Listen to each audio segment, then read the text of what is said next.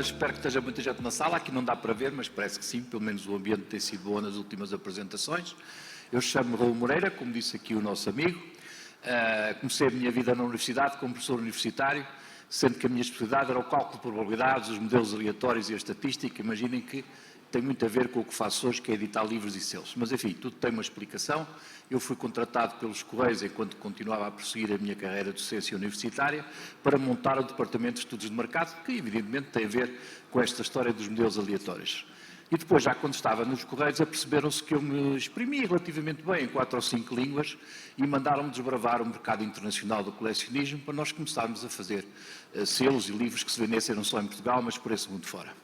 Eu editei até 1 de março, que foi o último livro que saiu com a nossa chancela, 207 livros.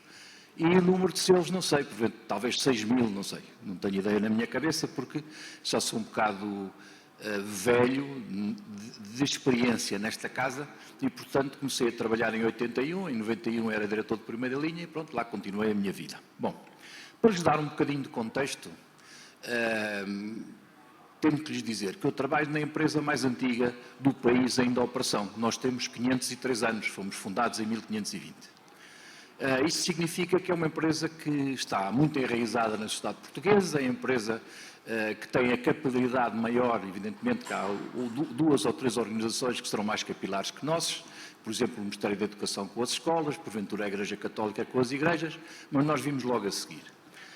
E ao fim de tanto ano a lidar com a população portuguesa, o que é certo é que vamos criando também hábitos de familiaridade e de amizade até no relacionamento, sobretudo no que toca à última linha de contacto, que é a linha que nós na casa chamamos do carteiro com a população que ele serve. Estes 503 anos de vida dos Correios não são 503 anos de vida do selo. O selo é uma realidade bastante mais moderna em termos relativos. Nasceu há 170 anos, mais ou menos, 1840. Nasceu em Inglaterra, exatamente no ano em que a Rainha Vitória casou com o Príncipe Alberto e veio resolver uma questão prática relativamente importante. É que antes de haver selos, quem pagava o transporte das correspondências não era quem as emitia, mas sim quem as recebia.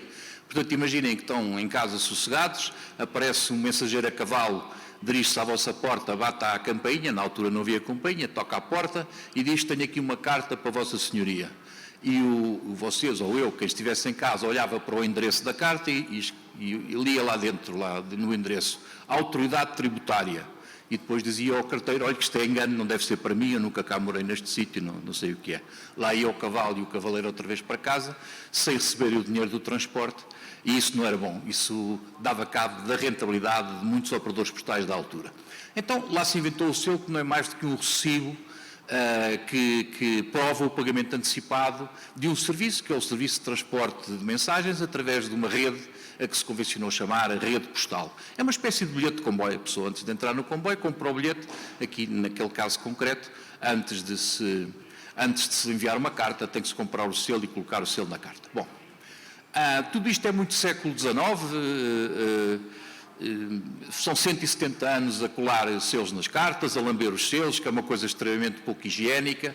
Eu imagino que se as vacinas não tivessem sido inventadas na altura, o rol de doenças que isto tinha trazido a todas as pessoas que utilizavam os nossos serviços desde essa altura de 1840, em Inglaterra, 1853, aqui em Portugal. E é evidente que ao fim de tanto ano a emitir selos, o que é verdade é que as pessoas estavam já um bocadinho cansadas, para não dizer fartas, de fazer sempre o mesmo. Os serviços de correio lá iam emitindo selos todos os anos, glosando personagens, atos de valor, a história, a cultura, a ciência, a arte do país. Os clientes lá iam comprando quando necessitavam de pôr selos nas cartas, e havia uns, entre aspas, que eu muito estimo e a quem muito respeito, que começaram a guardar esses selos em vez de os utilizar de facto na sua função mais prática, mais proletária, se quiserem, de servir do tal acobertamento dos envelopes.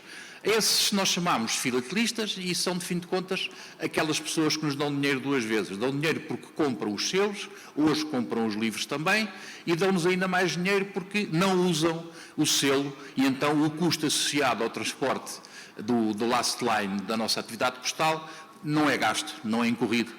Portanto, é só o lucro. Portanto, não sei se vocês estão a entender, fazer selos é pintar papel e depois é vendido pelo dinheiro que lá está inscrito, pelo valor facial que lá está inscrito. E em Portugal só há duas organizações que fazem isto. É o Banco de Portugal e são os CTT, por enquanto. Então, uma atividade com alguma rentabilidade, como estão a perceber. Para nos libertarmos um bocadinho da tal, entre aspas, chatice de andarmos a fazer sempre o mesmo, começámos a tentar inovar nesta história da edição e emissão de selos de correio. E a inovação começou por novos materiais.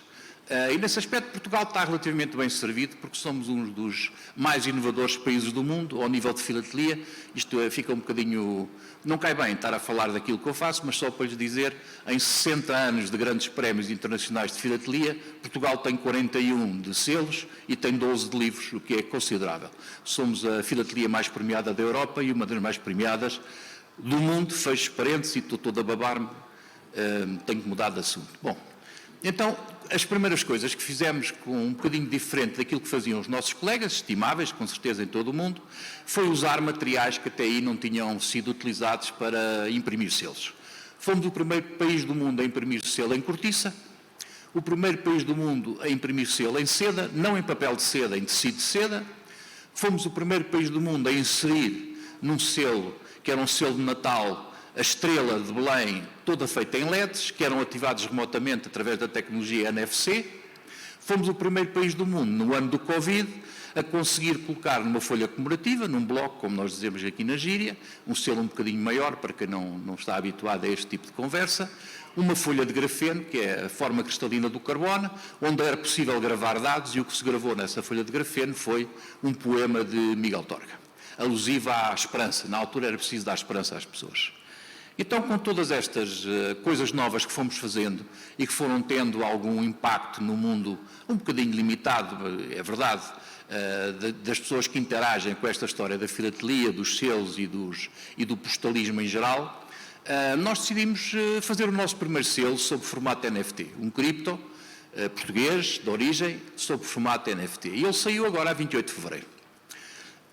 Não somos o primeiro país do mundo a fazer um selo em formato NFT. O primeiro foi a Áustria em 2019, depois a Suíça logo a seguir. Houve aqui um período de aprendizagem que nós utilizámos para nos apetrecharmos com os conhecimentos necessários que nos permitissem mais tarde, depois do lançamento deste primeiro selo, não haver necessidade de recorrermos outra vez a serviços externos, evidentemente, com a exceção, e é uma exceção notável, da plataforma que utilizamos para comercializar os NFTs. Nós utilizamos uma plataforma que vive no universo Ethereum e que se chama StampsDAC. Mas fora disso, nós estamos já em condições de fazer tudo o que é preciso fazer para assegurar a edição de próximos selos. O tema do nosso primeiro selo tinha que ter a ver com o mar e com as descobertas, era fatal como o destino, é uma caravela. O selo pode ser utilizado, pode ser colocado numa carta, pode ser carimbado. Toda a utilização antiga do selo que existe desde 1853 em Portugal foi aqui respeitada, mas ao mesmo tempo cada um desses selos tem um gêmeo virtual na plataforma StampsDAC. Só para terem uma ideia, a tiragem foram 40 mil selos, 30 mil existem num suporte que é físico e digital, portanto com selo físico e selo digital, e existem também 10 mil só com suporte digital. Cada um destes selos tem depois um processo de gamificação que está a ele associado. Dos 40 mil, 30 mil são selos normais, 9 mil são selos que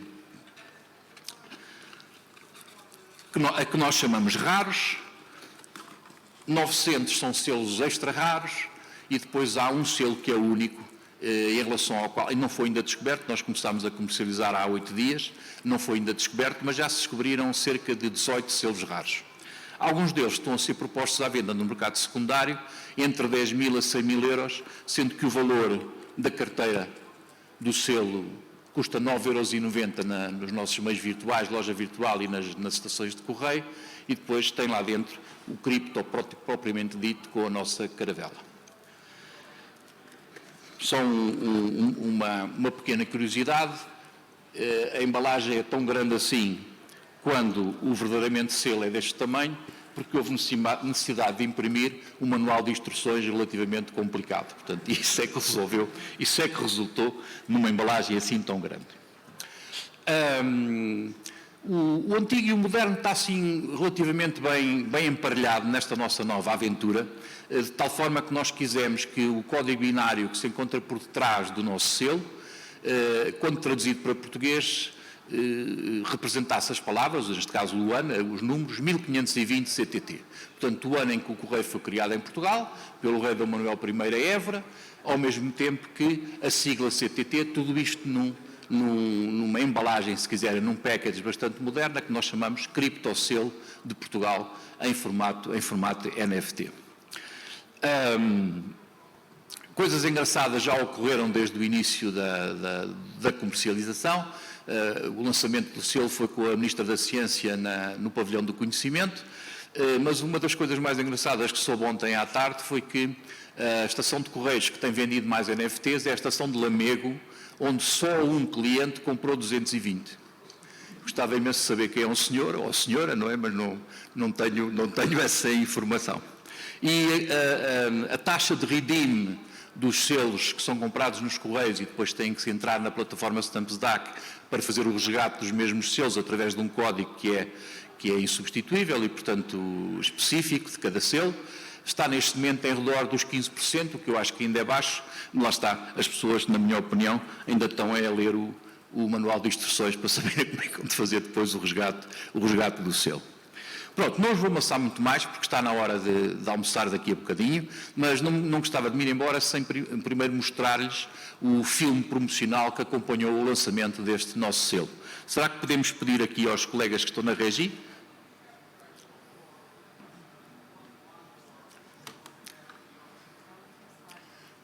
Este é um pequeno PowerPoint só para indicar o que nós fazemos na vida, mas eu passaria já ao filme, se for possível.